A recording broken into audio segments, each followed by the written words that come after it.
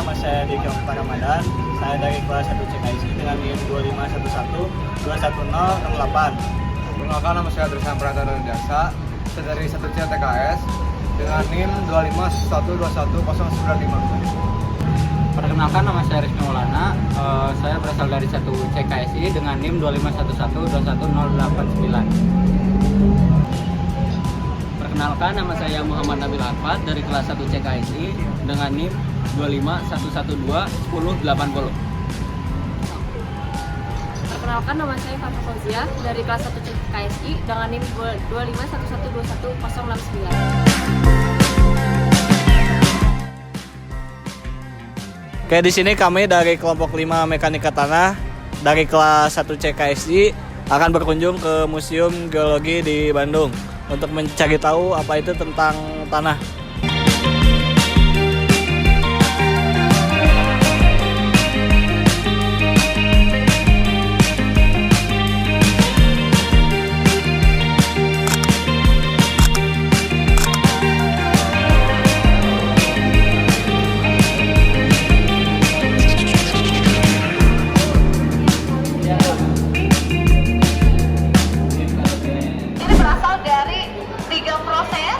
Ada dari pembekuan magma disebut sebagai batuan beku, kemudian ada lagi batuan sedimen dari hasil proses pengendapan, dan juga ada lagi batuan sedimen.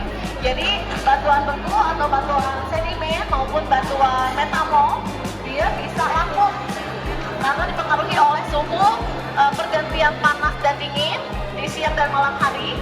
Jadi ketika ada angin, maka butiran-butiran pasirnya itu, butiran-butiran batuan itu akan terbawa oleh angin.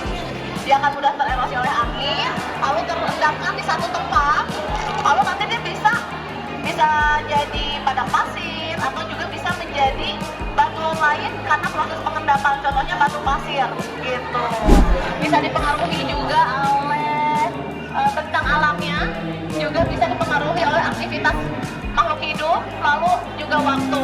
Contohnya tadi yang saya sebutkan, batuan yang karena perbedaan suhu malam dan siang panas dan dingin sehingga mudah lapuk. Nah, ini contohnya adalah bentuk lahan asal aeolian, bentuk lahan yang diakibatkan oleh aktivitas angin. Jadi awalnya dari sini dulu, di satu kawasan ada perbukitan, kemudian perbukitan ini butiran batuan tersebut terbawa oleh angin ke satu tempat, terkumpulkan di satu tempat, dia bisa menjadi membentuk gumuk pasir atau padang pasir. Tapi di sisi yang lainnya, di tempat butiran tersebut awalnya berada di perbukitan ini, dia akan mengalami proses namanya penelanjangan gitu. Jadi tadinya tinggi jadi berkurang, pengurangan daratan ya, akibat proses erosi seperti itu. Ada lagi?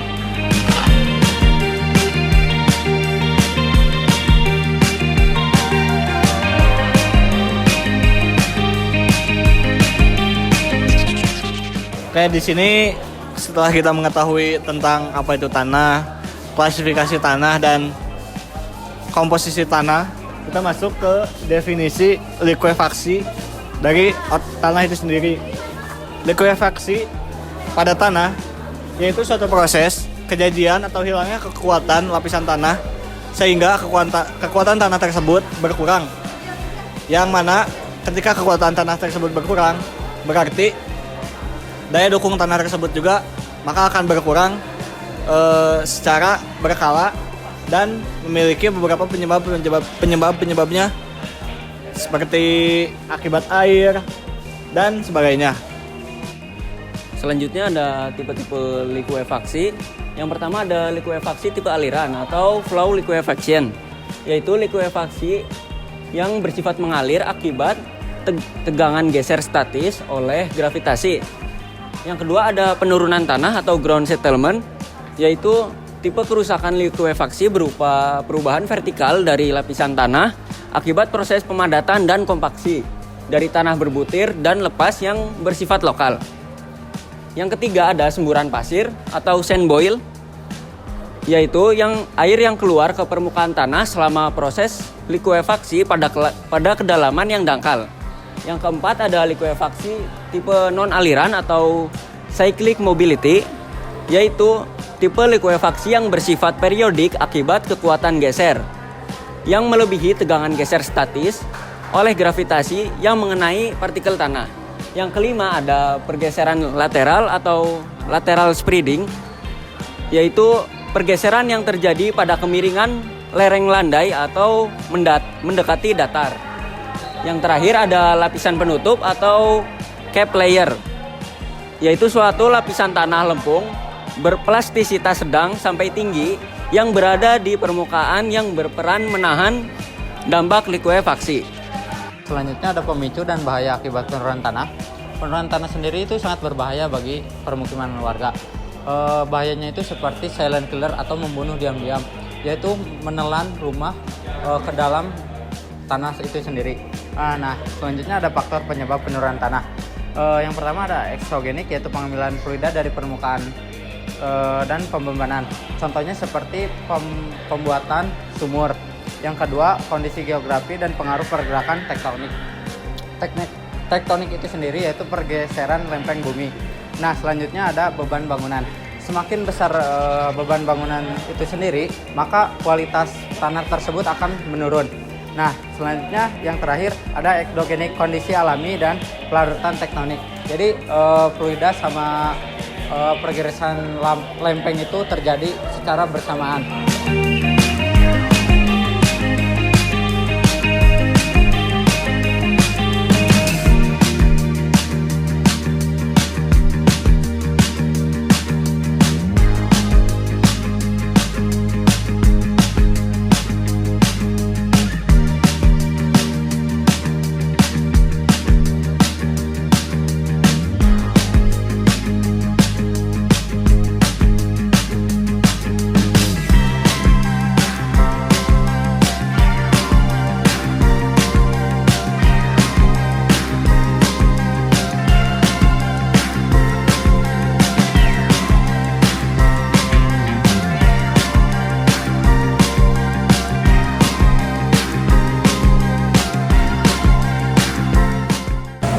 Ini nggak apa-apa, bentrok gini. Nggak apa-apa bentrok gini. Nggak apa-apa, lagi kira-kira. Contoh-contoh batuan ini berdasarkan peta. Ya, jadi ada yang namanya formasi batuan.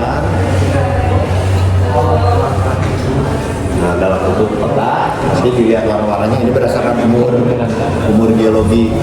Jadi kalau kita mengacu ke umur geologi ini, kita bisa minimal kawasan yang berada di daerah itu diisi oleh batuan apa, seperti kita udah punya ini.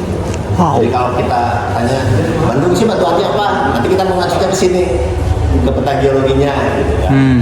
Gitu. Nah, ini contoh-contoh batuannya ada di sini.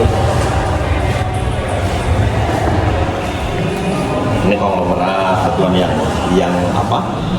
Yang tadi itu proses transportasi dari pelabuhan itu konglomerat ini batunya ada di sini, termasuk kelompok batuan sedimen.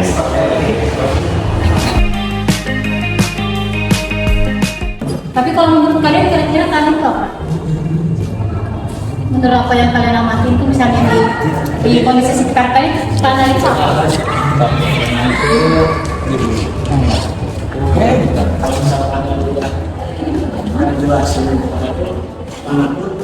Jadi tadi sudah termasuk beragamnya terus air sampai jadi ketika antara pasir sama airnya misal pasirnya 50% terus airnya sedikit berarti kan karena itu bakalan potensi jadi mungkin bakalan masuk ke jenis pasir jadi kayak tergantung kandungan kita itu berdasarkan detil. Kalau definisi umumnya, kalau mau sederhananya kalian ya tanah adalah hasil akhir dari pelapukan batuan. Jadi batuan yang laku, ada peneliti yang laku itu yang menghasilkan. Jadi itu kalau ukirannya ada, kalau di definisi geologi kita ada pada akhirnya kalau konsumsi dikarenakan itu semua sisa tanah, biasanya itu dia belum keras.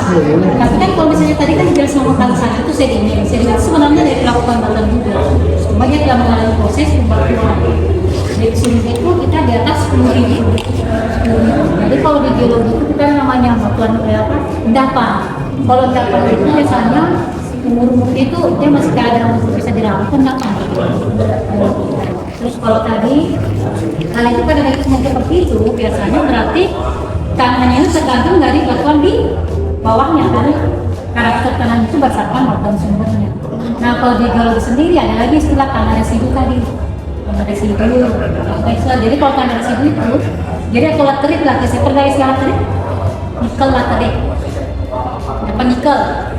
Jadi biasanya tuh kalau batuan kan biasanya laku, posisinya dia kalau si batuannya laku benar tadi karena syaratnya tuh harus ada kadar dia. Terus faktor air, ini yang faktor cuaca kan, ini yang menyebabkan batuannya laku.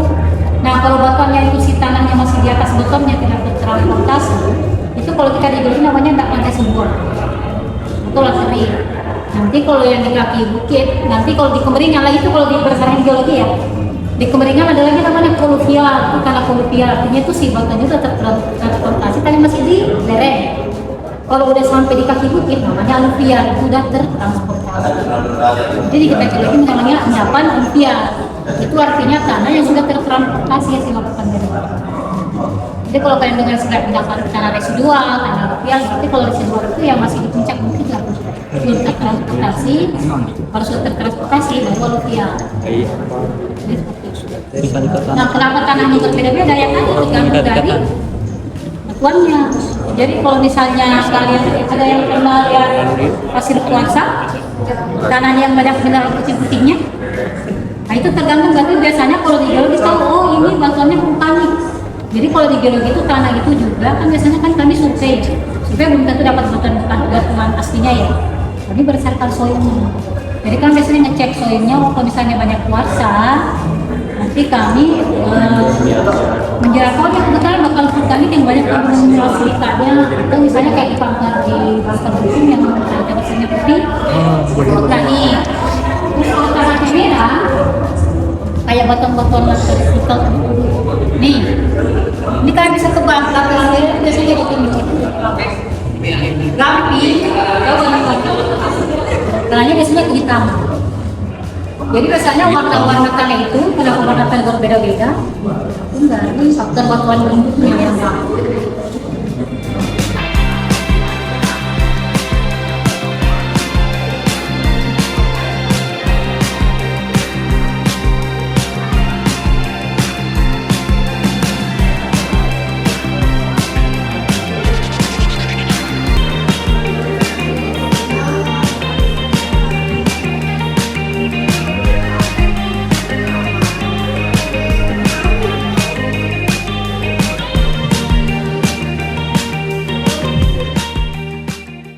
Oke, untuk setelah kunjungan kami di Museum Geologi, menurut saya proses terbentuknya tanah itu banyak sekali tahapan dan proses-proses yang dilaluinya begitu.